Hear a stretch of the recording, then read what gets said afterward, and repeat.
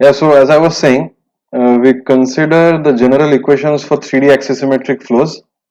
If we consider a Cartesian coordinate system xyz as shown, the r theta phi coordinate system is defined as shown. Okay, so er is the general radial direction. This is er. Theta is the angle made by the er vector from the z-axis, and phi can be thought of as the angle made by the projection of er on the xy plane.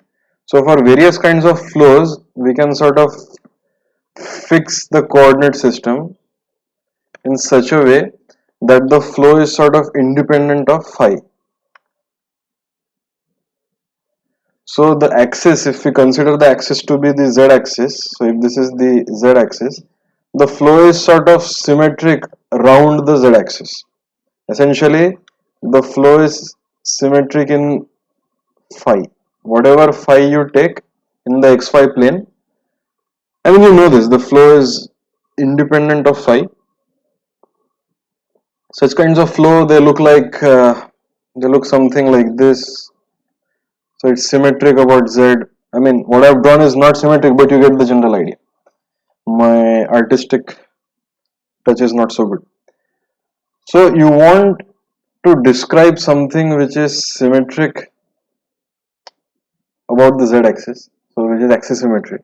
So where do we start? Let us consider the governing equations. So the governing equations for flow are the continuity equations and the Navier-Stokes equation. So not the Navier-Stokes equation, but the Stokes equation.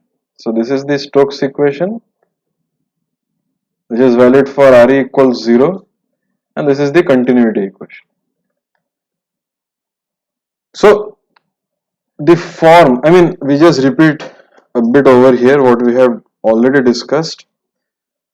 So the form of U, so that it ensures that the divergence is 0, so U has to be of some kind of curl form. U has to be some kind of curl of a vector so that it automatically satisfies this. Moreover, we can define any vector in the form psi grad chi. So any vector can be defined in terms of two scalars and a gradient operator. Okay, two scalars plus a gradient operator. So because of this, we know that the velocity is curl of psi grad chi, and we had seen the interpretation of this. So if we expand this, we obtain u equal to grad psi cross grad chi, and u being confined to lines which are symmetric about phi, right? They must be orthogonal to the gradient of phi, and so the choice of chi has to be phi. We have already covered this in the very first video of this series of low Reynolds number fluid mechanics. So if the choice, so u is curl of psi grad chi, and in case of 2D flows, the flow is sort of confined to the xy plane, and so chi has to be z. In case of 3D axisymmetric flows, the flow has to be sort of orthogonal to grad phi plane. So various phi angles we can draw, and the flow has to be sort of orthogonal to the isograd phi lines. So chi has to be equals phi. So it's just a matter of understanding the geometry of the problem. But essentially, this is what goes on. So if this is true, the velocity is written as curl of psi grad of phi, where phi is that coordinate of the r theta phi coordinate system. Let me write down what the gradient operator in spherical coordinates look like. So gradient of phi looks like grad phi del phi del r er plus 1 by r del phi del theta e theta plus 1 by r sin theta del phi by del theta del okay, so del phi by del phi e phi. Very poor choice of scalar over here, but anyway, this helps us get the message through. So because phi is the independent variable, this term will vanish, so it will be 0. Again, phi is independent of theta, so this will vanish. So del phi is equal to 1, so it will be 1 by r sin theta, it will be 1 by r sin theta e phi. So psi grad phi becomes psi by r sin theta e phi. Okay, so something which points in the e phi direction, right? You take a curl of it, so you will get something which is orthogonal to that. That is what we want, because the e phi direction, I am repeating again, the e phi direction is this direction. So e phi is this direction because phi is in this plane. So you want the velocity to be orthogonal to e phi, and hence it has to be consistent with that geometry, and hence this is something which gives us that consistency. So far we have defined what the velocity vector will be. It should be curl of psi by r sin theta e phi. Now let us evaluate this curl in the spherical coordinate system.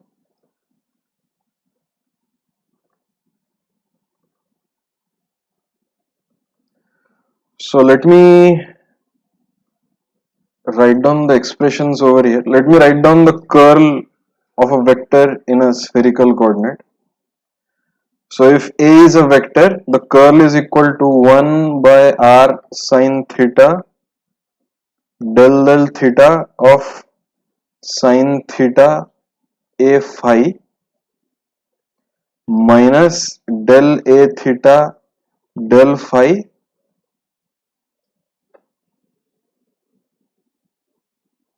this is the ER coordinate, component. The E theta component is 1 by r rather not del 1 by sin theta del AR del phi minus del R of R A phi E theta plus 1 upon R del R of R A theta minus del AR del theta E phi. So the curl is defined in this manner for a general vector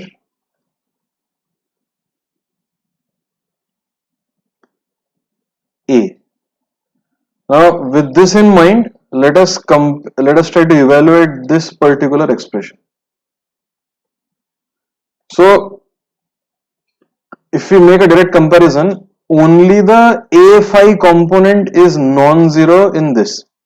So in this thing, only A phi, the phi component of A is equal to psi by r sin theta, while everything else is 0. AR is 0, A theta is 0.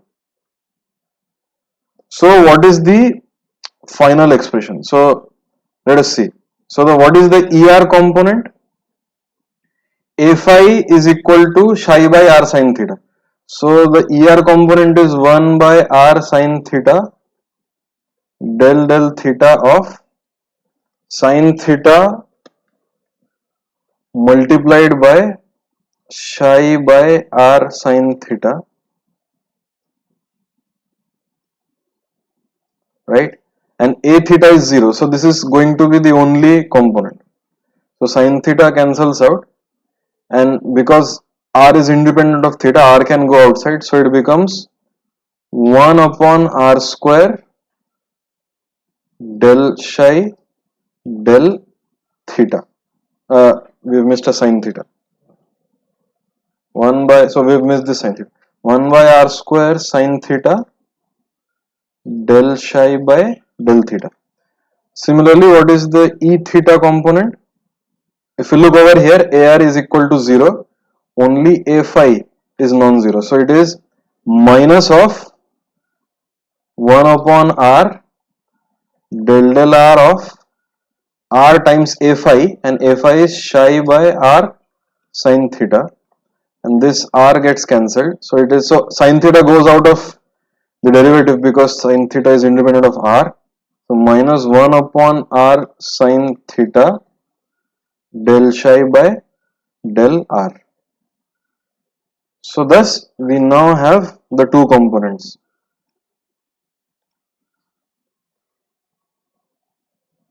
We now have the two components of velocity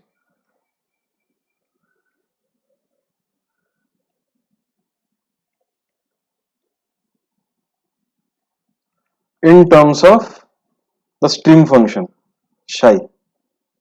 We have now the velocity components in terms of the stream function. So now where do we go with this? We've seen earlier that usually we want to convert the set of equations into the vorticity stream function kind of formulation. So we must now convert the Navier-Stokes equation into a vorticity form, so that we can write everything in terms of vorticity and stream function, and then finally we can relate the stream function and vorticity. So let's proceed.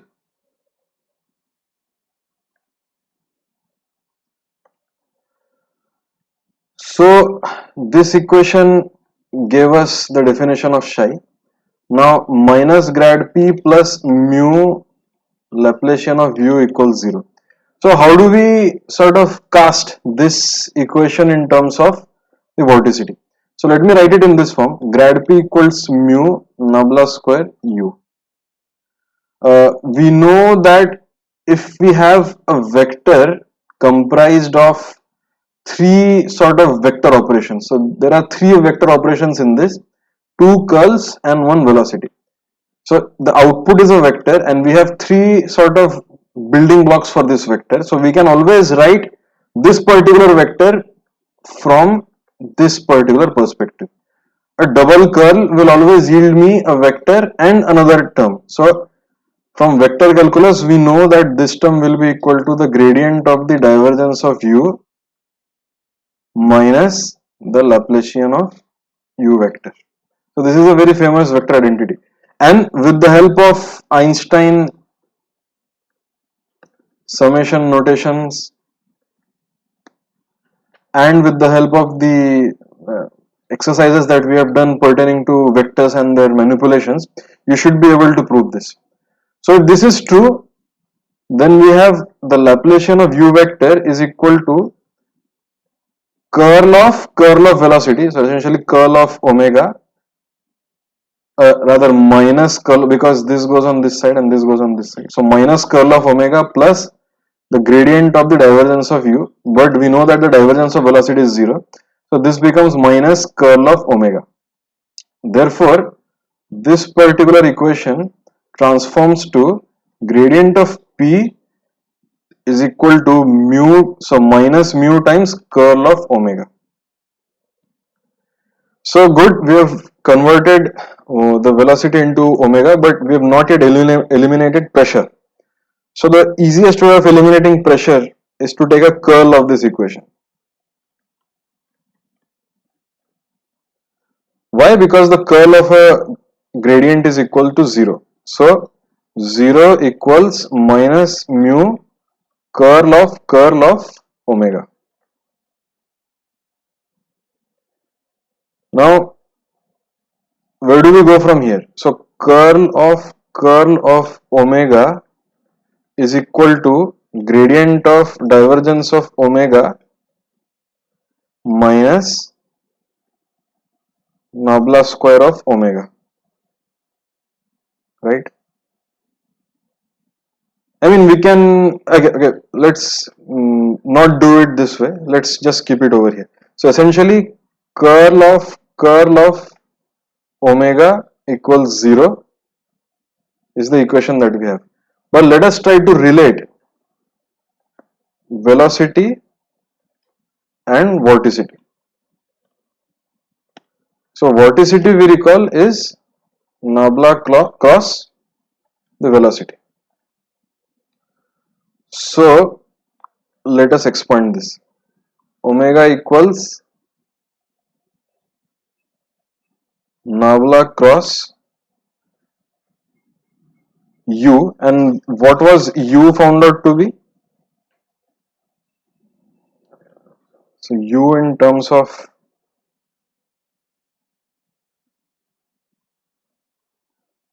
these two components was this and this. So curl of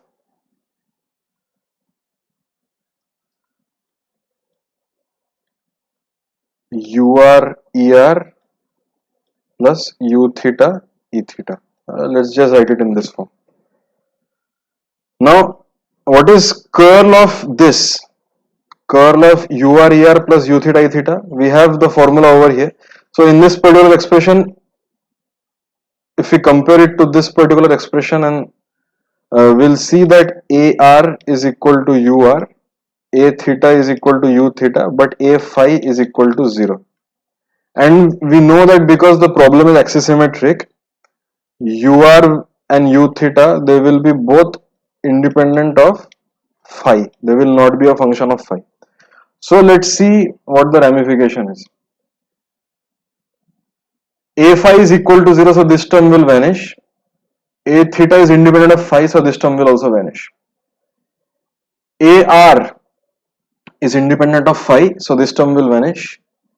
And A phi is 0, like this. So only the E phi term will exist, right? It is 1 upon R. So this is 1 upon R del R of R A. So instead of A theta, we will now have U theta minus del theta of UR. So this will be the expression for vorticity, and vorticity only exists in the E phi direction. There is no vorticity because the flow is symmetric about the phi axis. There is no vorticity in any other direction. This is very much in line with what we have for planar flows. The vorticity only exists in the omega z direction, and there is no vorticity in the x and y direction. If there is vorticity in the x and y direction, it means that there is some kind of flow in the third dimension as well. Only the flow which exists in the third dimension can yield a vorticity in the x and y direction. So let's substitute these velocity components over here. So this becomes 1 upon r del r of r times u theta. So 1 upon, so r times this, it becomes 1 upon r sine theta del psi by del theta minus 1 upon r del, oh sorry, this should have been u theta, my bad, r times u theta. So u theta is minus 1 by r sine theta del psi by del r minus 1 upon r del theta of ur. So ur is this 1 upon r square sine theta del psi by del theta. Okay. So r gets cancelled. So this becomes minus 1 upon r sine theta del 2 psi by del r2 minus 1 upon r cubed del theta of 1 upon sine theta del psi by del theta. So essentially, so everything is in the E phi direction. We must not forget this. This whole expression is in the E phi direction. So if I take minus 1 upon r sine theta common,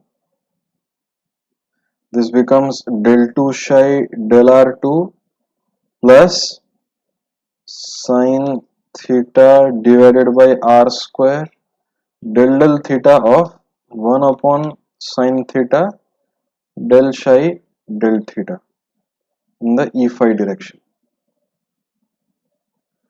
So we now have the expression for the vorticity in terms of the stream function.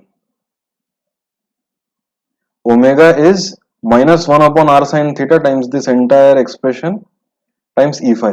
So this entire expression is called as the E2 operator. So this becomes minus 1 upon r sine theta E2 of psi in the E phi direction. Let me make a new page.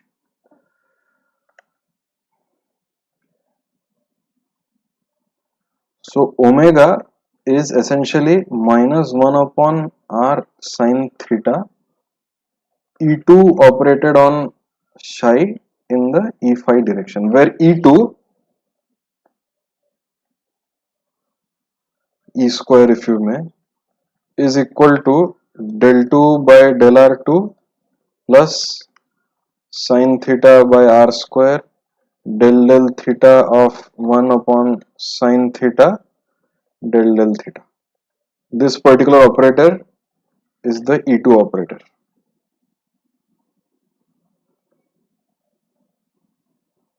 So now that we have omega, the governing equation in terms of omega, if you recall, it was just derived above, is this.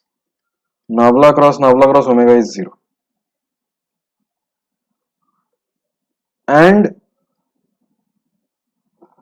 if you look at this, expression, let me just write it over here. Omega is nabla cross u. So what was this actually? I mean, we have obtained everything in terms of E2 operator, but in reality this is, so u was curl of psi grad phi, and grad phi we've just done it. Let me just show it to you. Grad phi was nothing but 1 upon r sine theta. So psi grad phi was psi upon r sine theta in E phi direction. Okay. So this essentially was psi upon r sine theta in the E phi direction. So nabla cross psi upon r sine theta in E phi, this is essentially minus 1 upon r sine theta E square of psi E phi. Okay. So what this means is this nabla cross some scalar divided by r sine theta in the E phi direction is tantamount to minus 1 upon r sine theta times the E square operator acting on psi in the E phi direction. Okay. I mean, I can write it in general form. Nabla cross any scalar, say m by r sine theta in the E phi direction is equivalent to minus 1 upon r sine theta E2 acting on m in the E phi direction. So if this is true, then nabla cross omega is equal to nabla cross minus 1 upon r sine theta E2 of psi in the E phi direction.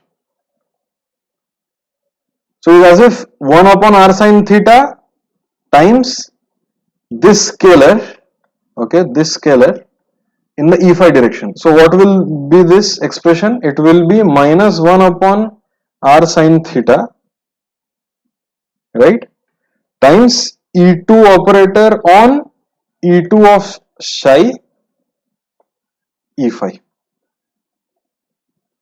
I think we have missed a minus sign because this gives a minus sign and this already had a minus sign.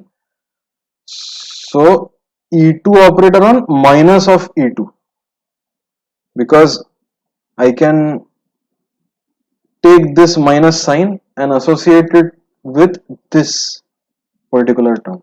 Okay, so it is like 1 by r sine theta times minus of E2 psi. So this m over here essentially becomes minus of E2 psi, and hence we obtain this, and this is equals to 0.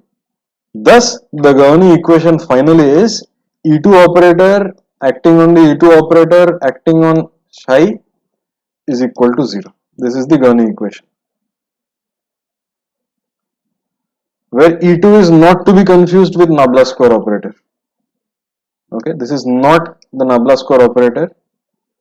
E2 is in fact, so if you have a 2D planar flow, then you can actually prove that E2 acting on E2 of psi is equivalent to Nabla square psi equals 0. Essentially the biharmonic operator on psi equals 0. But the moment you have a curvature in the geometry, the fact that the metric of the direction phi is not 1.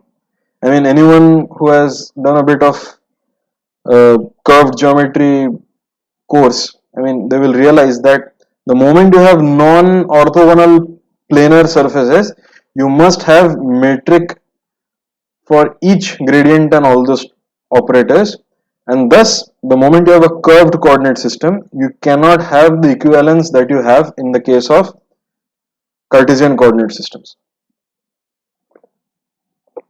So in this particular lecture, so far we have derived the equation for the stream function for a Stokes flow in terms of the E2 operator, and finally we have E2 acting on E2 of psi, where E2 is defined in terms of r and theta is this.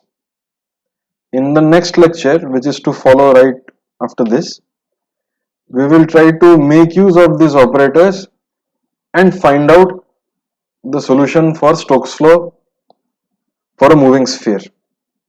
Thank you.